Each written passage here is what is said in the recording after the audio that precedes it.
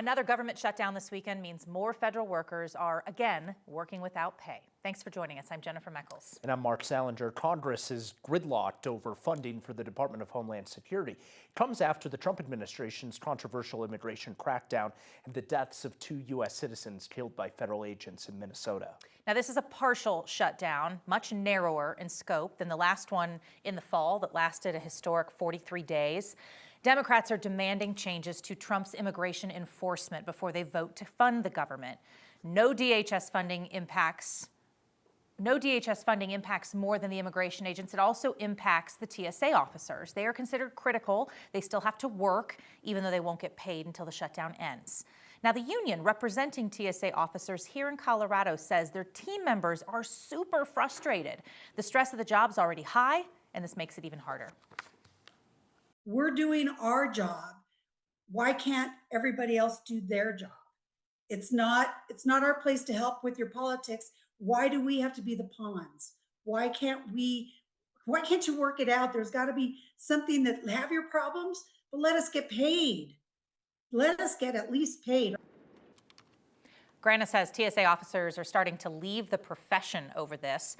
The House and Senate aren't scheduled to return until February 23rd. This could continue for at least 10 days. Turning now to the weather this evening with Corey Reppenhagen. Hey, Corey, there you are.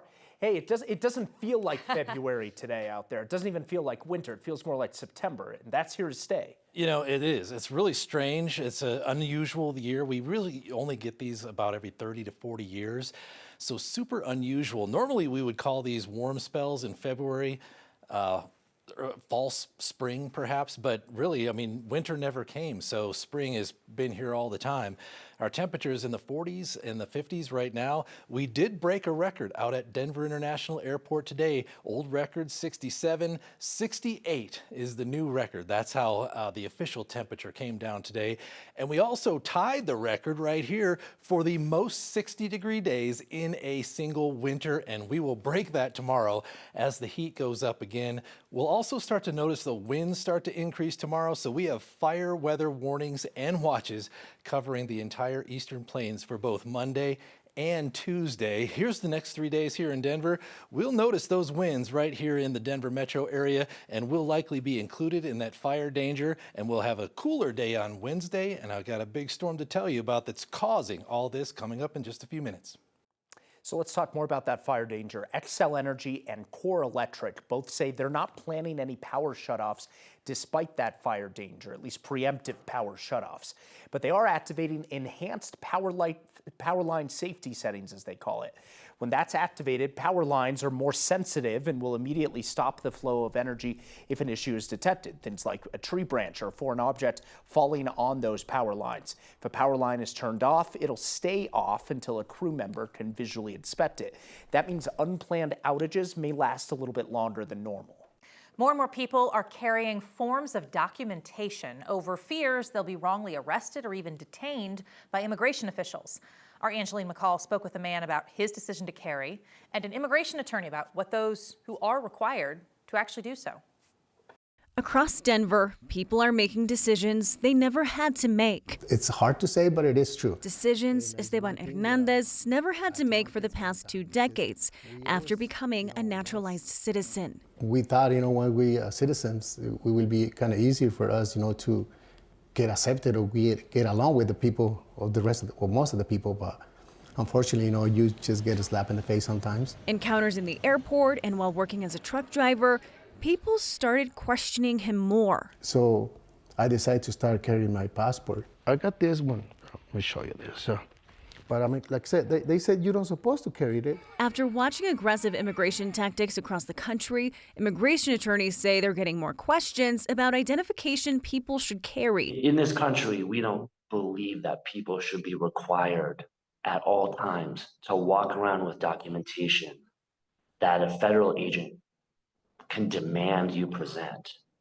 And if you don't do so, somehow provides justification to arrest you. Attorney Hans Meyer says some people are required to carry documentation, those on visas, for instance, like a student visa or a work visa, along with legal permanent residence.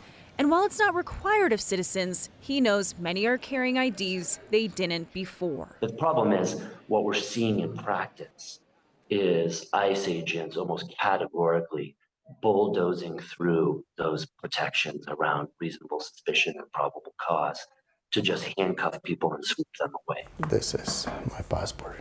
For Esteban, he carries his passport for his family, a decision he never thought he would have to make. You feel angry, you feel disappointed, because like I said, my color don't make me feel or don't make me better person or worse person.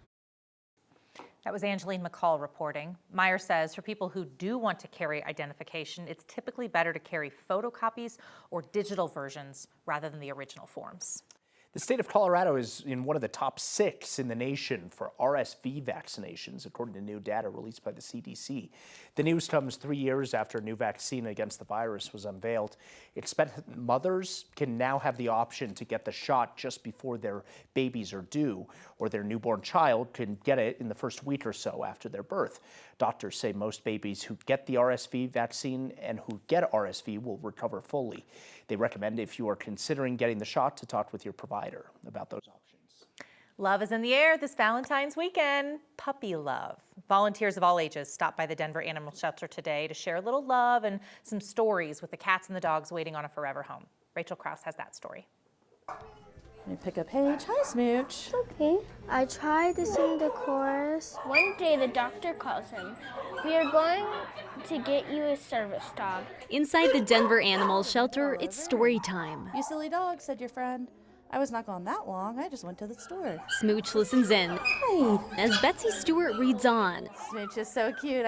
Hopefully it's making him calm down. His tail's wagging a little bit. You need to be ready. Everyone here They wanted to play ball. excited for the quality time. I think she did. She was just like laying down and actually paying attention. Yeah, but that one, he barks a lot. People bring their own books and are just reading what they would read at home and stuff too, so it's really fun. Volunteer Odessa Holman sees the impact these bedtime stories have. Especially with the scared one, it gets them used to humans and everything, and it gets them used to just hearing voices and being around people without being touch and face to face.